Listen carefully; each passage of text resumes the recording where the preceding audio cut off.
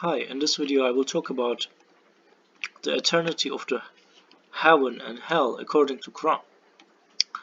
So this is the Hafir Surah or Baqarah Surah, and we see that the verse 80. Some have said, hell will not touch us except for a limited number of days. So they say that they claim that it will only they will only burn uh, just for the punishment for a while, and then it will stop. Have you taken such a pledge from God? God never breaks his pledge. Or are you saying about God what you do not know?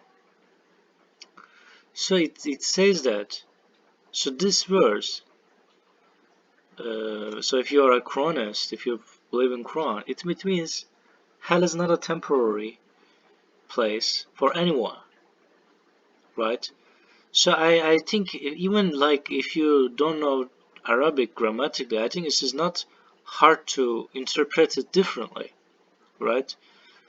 So let's read it further.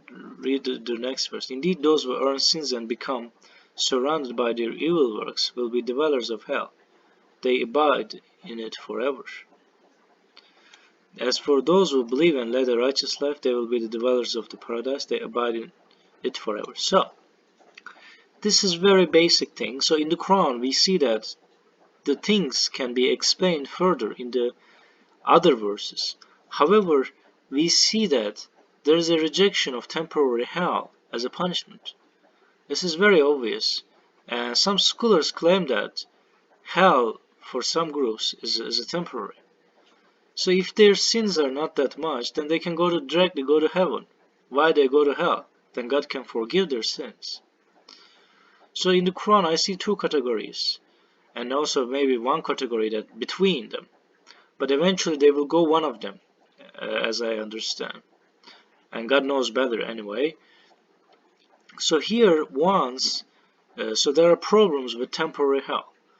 So the problem one is that if the hell is also temporary, then what is the point of calling it afterlife?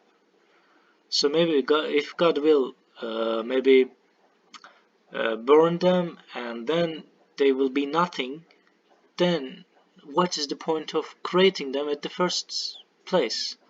So it feels like their judgment is missing, or I don't know, so that it's hard to understand. So and heaven and hell should be equal. If the heaven is uh, eternal, then hell should be eternal too. That's what we learn in this life. And if you cut your arm, you cannot get it back. You can get, yeah, in this life. So there are things that have certain results, and it's very sharp. And the life teaches us this. And another thing is that maybe some will say that, okay, but why the punishment is eternal? But also the prize is eternal, and so it can be about maybe our consciousness, and this is maybe the price of consciousness and free will.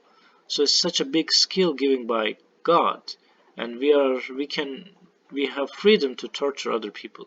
We have freedom to do very bad things. So it's the result of it. And another thing is that so in our brain, so we never think about that, and we instinctively it feels like we will live there forever. And what we do seems to be won't change much. And at some point, after you polluted your brain so much, that brain maybe reached the level that is hard to clean, and then it will even you have 1,000 years, then you will commit the same sins again. So in the Quran we see those examples too. So some people say that if I go back to the life, I will do better things. But actually, if he goes back, then he will probably do the same things. So it will not change that much. Um, And another thing is the God's judgment, so we cannot do anything about it.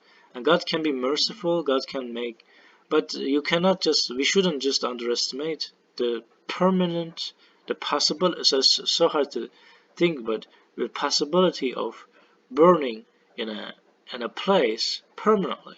This is indeed very, mm, this is indeed harsh, and we should be aware of it. We should explore our consciousness. We should explore our soul and improve it and feel it and pray for God, and so that we will be in the heaven forever and we will be happy there.